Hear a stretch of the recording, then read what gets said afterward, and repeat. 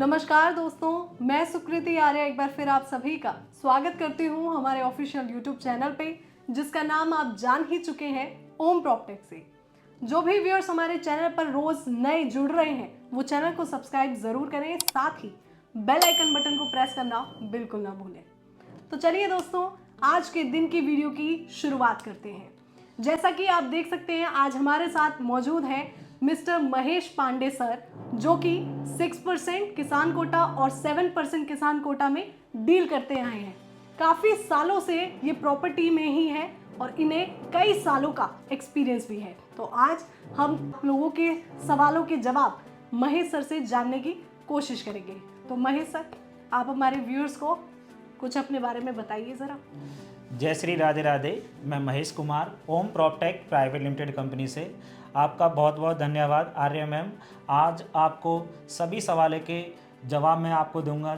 जो भी आपके व्यूवर्स के सवाल हैं उन सभी के सवाल मैं क्लियर करूंगा।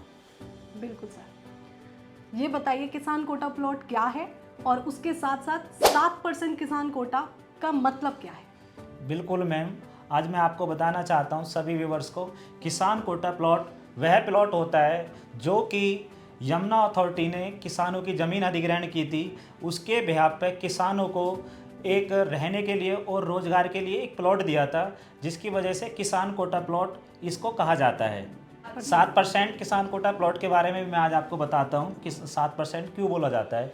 मैम, ये 7% इसलिए बोला जाता है क्योंकि जो 1 बीघे ज़मीन यमुना अथॉरिटी ने उसको मुआवजा दिया है किसान को, तो उसी के बिहाफ पे उसको एक 70 मीटर का प्लॉट दिया है। जो भी उसका टोटल एरिया होता है ज़मीन का, वहाँ से जैसे कि मान के चलो किसी की ज़मीन यमुना अथॉरिटी ने अधिग्रहण करी 1 बीघे और किसी की ज़मीन अधिग्रहण करी 20 बीघे, यानी कि उसको जो 7% प्रतिशत जो मुआवजा दिया जाता है उसको एक 70 मीटर का प्लॉट देती है, जिसकी वजह से 7% किसान कोटा प्लॉट बोला जाता है मैम। जी बिल्कुल, बहुत अच्छे से आपने एक्सप्लेन करा कि किसान कोटा क्या है, 7% किसान कोटे का मतलब क्या है। तो सर, मेरा आपसे अगला सवाल ये है कि 7% किसान कोटा प्लॉट जो है वो किस सेक्टर में हमें देखने को मिलते हैं और इस 7% किसान कोटा के नियरेस्ट क्या क्या देखने को मिलता है, क्या क्या एमिनिटीज देखने को मिलती है। बिल्कुल मैम, मैं आपको बता देता हूँ। किसान कोटा प्लॉट यमुना अथॉरिटी ने जैसे कि सेक्टर 25 में भी लगाए हुए हैं, वहाँ पर रजिस्टर्ड प्लॉट आपको देखने को मिलते हैं। और बाकी अभी नए प्लॉट अभी सेक्टर 18 में नीलौनी शाहपुर गांव है, तो उसी के जस्ट बराबर में गौर यमुना सिटी का भी प्रोजेक्ट है, उसके बीच में भी यमुना अथॉरिटी वहाँ पे काम कर रही है और वहाँ पे भी अभी नए प्लॉट मतलब यमुना अथॉरिटी ने लगाए हैं। बाकी जो अधिकतर जो सेक्टर 25 है वहाँ पे काफ़ी 8 से 9 गाँवों के प्लॉट वहाँ पे अथॉरिटी ने लगाए हैं। बाकी यहाँ पे आपको मैं बता देता हूँ कि इसके जस्ट नियर बाई में 130 मीटर हाईवे है, जो कि ग्रेटर नोएडा वेस्ट से आता है और सीधा नोएडा इंटरनेशनल एयरपोर्ट के लिए जाता है। और जस्ट वॉकिंग डिस्टेंस पे यमुना एक्सप्रेसवे है और फार्मूला 1 रेस ट्रैक भी आपको देखने को मिलेगा।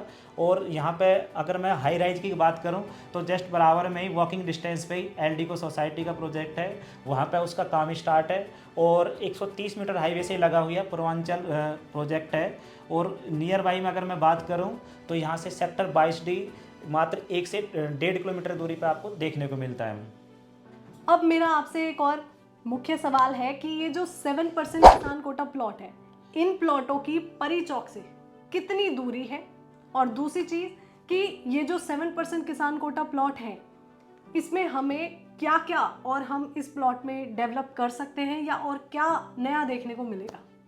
बिल्कुल मैम, मैं आपको सभी को बताना चाहता हूँ, ये मात्र परी चौक से 15 किलोमीटर दूरी पर ये आपको प्लॉट देखने को मिलते हैं। बाकी अगर मैं बात करता हूँ कि इस प्लॉट में हम क्या क्या डेवलप कर सकते हैं, जैसे कि आप इसमें कोई पीजी बना सकते हैं, कोई रेस्टोरेंट बना सकते हैं, गेस्ट हाउस आप इसमें बना सकते हैं, कोई भी इसमें आप मैरिज होम बना सकते हैं। और बाकी इसमें जो अधिकतर लोग बनाते हैं 50% कॉमर्शियल और 50% रेजिडेंशियल इसको यूज किया जाता है, इसी वजह से इसको किसान कोटा प्लॉट बोला जाता है। जी सर, मेरे को बोलने से एक और चीज़ आई दिमाग में कि ये जो 7% किसान कोटा प्लॉट है, इन्हें और किस नाम से और जाना जाते हैं। बिल्कुल मैम, मैं आज आपको बताना चाहता हूँ कि ये 6% प्लॉट के नाम से भी इनको जाना जाता है, 5% के नाम से भी इनको जाना जाता है और किसान कोटा प्लॉट के नाम से भी इनको जाना जाता है। बाकी इनको ज़्यादातर जो बोला जाता है सेमी कॉमर्शियल के नाम से इनको जाना जाता है। 5% नोएडा अथॉरिटी ने जब ज़मीन अधिग्रहण करी थी तो वहाँ पे उनको 5% के नाम से जाना जाता है। जैसे कि फिर ग्रेटर नोएडा अथॉरिटी आई तो वहाँ पे उनको 6% का प्लॉट दिया था, तो जिसकी वजह से वहाँ पे 6% के नाम से जाना जाता है। ऐसे ही जब यमुना अथॉरिटी अगर आई तो उसने वहाँ पे 7% का प्लॉट दिया, तो जिसकी वजह से 7% प्लॉट कहा जाता है। तो ये अलग अलग नामों से जाने जाते हैं, 6%, 5% और ये 7% के नाम से जाने जाते हैं मैम। ठीक, तो सर मेरा आपसे एक सवाल है व्यूअर्स का भी कि ये जो किसान कोटा प्लॉट है ये हमें किस किस साइज में देखने को मिलते हैं? बिल्कुल, मैं आपको बताता हूँ। यहाँ पे 40 मीटर से 2500 मीटर तक का साइज़ होता है, जिसमें आपको 50 मीटर का प्लॉट भी देखने को मिलेगा, 100 मीटर का साइज़ भी यहाँ पे आपको देखने को मिलता है और 250 मीटर का साइज़ भी देखने को मिलता है।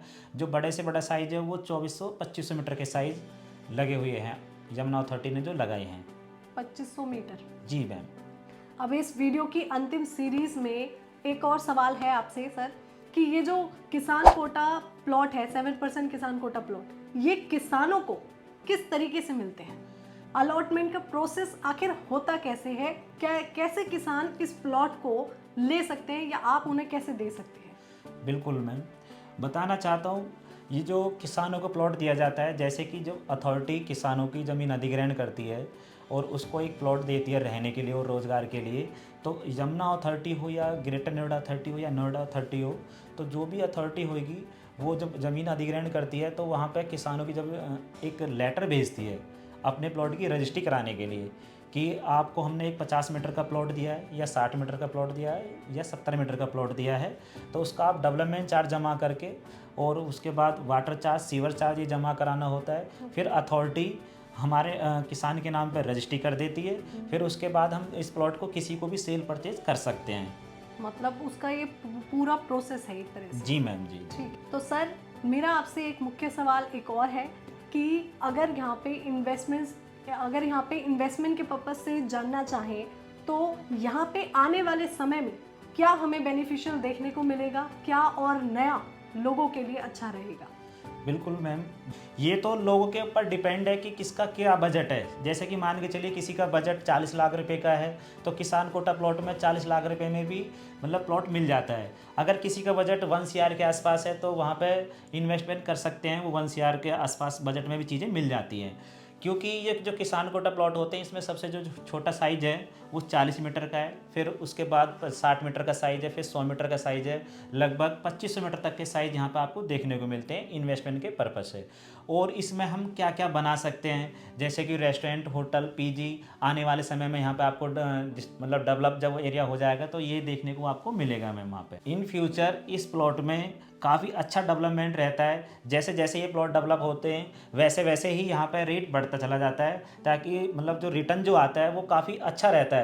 जो सेक्टर के जो एक प्लॉट होते हैं उनसे ज़्यादा रिटर्न किसान कोटा प्लॉट में आता है। तो सर आपका बहुत बहुत शुक्रिया अदा कि आपने हमें अपना कीमती बिजी शेड्यूल से कीमती समय निकालकर हमारे व्यूअर्स को दिया। हमारे चैनल पर आपने काफ़ी अच्छे से कई सवालों के जवाब को बहुत अच्छे से आपने एक्सप्लेन किया। आपका बहुत बहुत शुक्रिया। Thank you.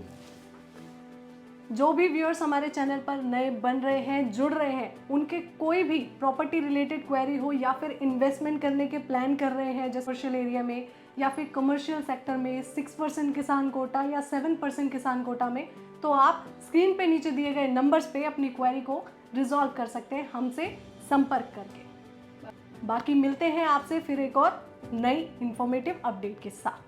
तब तक के लिए खुश रहिए, स्वस्थ रहिए और यूं ही बड़ों का आदर करते रहिए। और याद रखिए, सोच आपकी, तरक्की देश की। जय हिंद, जय भारत।